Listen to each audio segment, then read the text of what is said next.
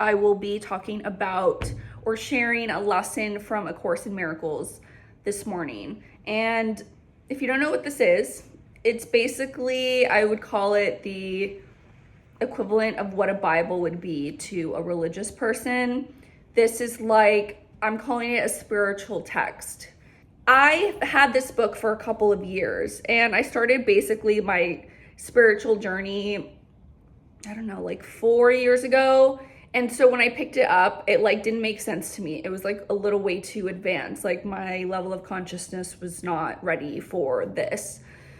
So I'm now at a place where like this, I can read it and it's like doesn't sound crazy and it makes complete total sense to me. And it's had such a profound impact to my life. Like I can confidently say, and I'm on day like 54 of doing this every single morning, that I've seen the change. I feel the change. I'm more at peace, and I definitely just am a lot more aware of my thoughts and just understanding like my role in how my life plays out. So, but anyway, you do a lesson every day.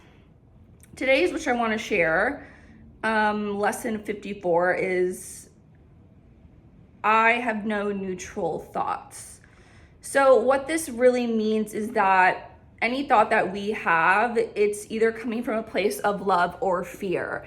And if we are not monitoring our thoughts, that's going to be really hard for us to decipher. So those are the two main like umbrellas, let's call it. Love, and under love can be like joy, happiness, peace, laughter. Like those are like underlying feelings there.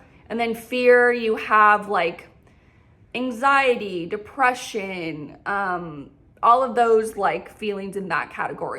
There's two options, love or fear. Nothing is neutral. If you are having a lot of thoughts of love, that you don't need to question that. Like that's like check mark, we're good. If you're feeling feelings of happiness and joy and peace, like you're on the right track. Like this is the whole point. Like this is saying, guys, heaven can be here on earth.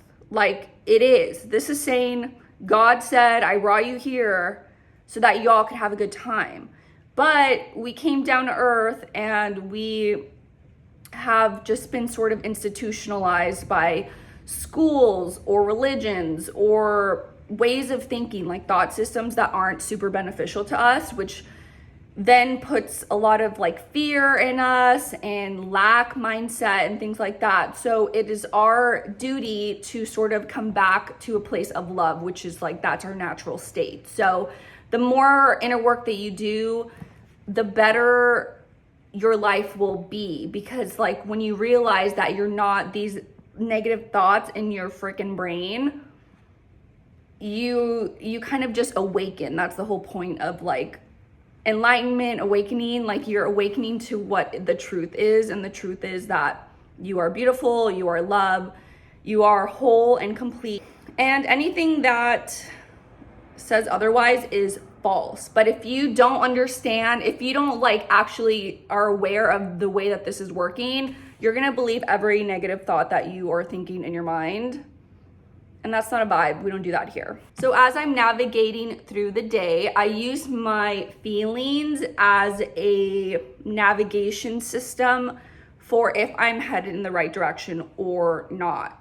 So if I'm feeling good, okay, we're on the right track. When I'm feeling anything other than that, scared, nervous, anxious, emotions in the category of the fear umbrella that we talked about, I definitely stop myself and I'm aware that, okay, Jackie, the script that you are thinking it's not a vibe, because if it was a vibe, you would be happy, at peace, like you wouldn't be feeling these things. So it stops me in my tracks, and then I have to coach myself to start using like a better script. So if I'm working and I start to feel like, oh my God, what is life? This is so hard. This is, like all these things, I have to like, it's a pump the brakes, like, let's go on a walk, let's meditate, or let's like look at the lesson. Like every time I have a lesson, I put it on a sticky note and I put it on my laptop so that I can see it, because you have to realize that our subconscious thoughts, the ones that you're not consciously choosing, the ones that have been programmed when you were like a little kid and that are filled of like basically very impactful experiences that you have had, good and bad, that's subconscious, and that is running like majority of our day. That's why doing affirmations is genuinely you like reprogramming your mind. Literally says it's a reprogramming mind training program, because you're trying to undo these shitty ass thoughts. That's just what this is. Like, so you really have to understand, like, this is not an overnight process. Like, you can't just say like, I love work, after you've experienced years of like this negative thought system that you've sort of continued to repeat every single day. This is like years in the making. And so the progress is very much like, it's giving turtle, it's giving a snail. You don't like necessarily see the change overnight. I've been doing this work, it feels like, for a while, but I'm getting somewhere. I'm seeing the light. But this has like absolutely accelerated my like understanding and growth. And now I'm like not hating my life with work. I don't know about you all, but I really want to like have a very happy life every single day. And I know that people are like, that's so unrealistic. Well, I call literal bullshit on that, because that's a limiting belief. And that's something else like that has changed my life a lot. The concept of limiting beliefs, and limiting beliefs is exactly how it sounds. It's a belief that you have that's very limiting to you in some capacity. So if you think like, you know, you want to be rich one day, but you're like, oh, that's just so unrealistic. Like, that's not going to happen for me. Limiting belief, right? Like, you could have that thing. Like, you see people out there being rich.